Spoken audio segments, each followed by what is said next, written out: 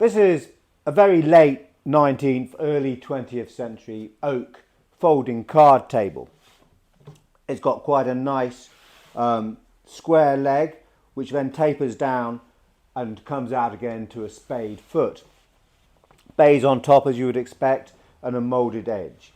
And at this period, there were lots of different types of folding card tables that were made. They were a very popular piece of furniture that you could pull out, play a game of cards, and then when you were finished, tuck it away again as a space saver. But this one is quite interesting because it's got an unusual folding mechanism. So let's move in a little bit closer and take a look at that. So let's turn it on its side so that we can have a look at what's going on underneath. And you can see that you've got a pair of struts on the outside which are linked to the top leg and also to the bottom leg on this quadrant, and the same on the other side. And likewise, you've got these struts to the middle, which are linked by a bar at the top to make a frame, and they are linked to the top legs by a quadrant here, and to the bottom legs, which have got this nice little bit of shaped detail just to help support it.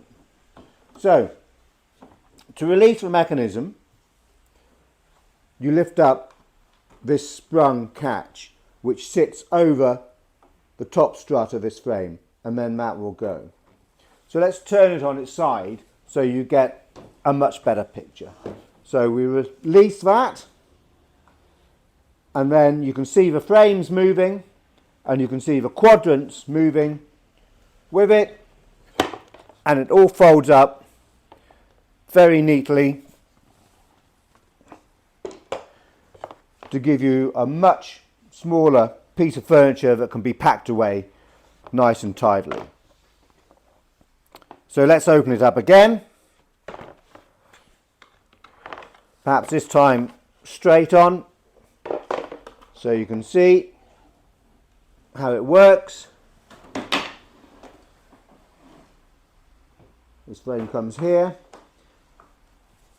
we push the sprung handle down, it goes over this top bar, and the table is locked.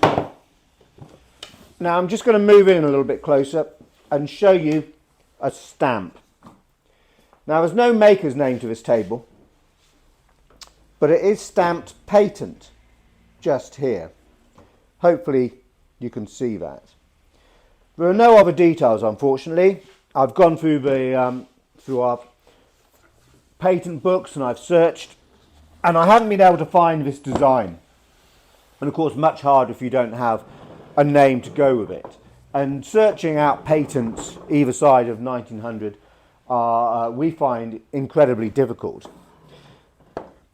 But this table might not actually have ever been patented. Possibly it was stamped because it had a patent pending, but also it wasn't uncommon for makers to stamp patent on pieces of furniture just to try and scare off other makers from stealing their design, without actually paying the quite expensive fee to publish a patent. But to sum it up, it's a great design. The mechanism is well engineered, very well considered. It folds in a quick, easy movement, but also it's very stable. Those support bars underneath it really support the top. It's not going to fold on you while you're playing. And quite a useful piece of furniture. Unfortunately, cards are not played very often by the younger generations anymore. I know with my family, whenever we get out a pack of cards on holiday, our two kids are very eager to play, and it's great fun. But to have a card table that you can pull out from a cupboard and set up must be quite a useful piece of furniture.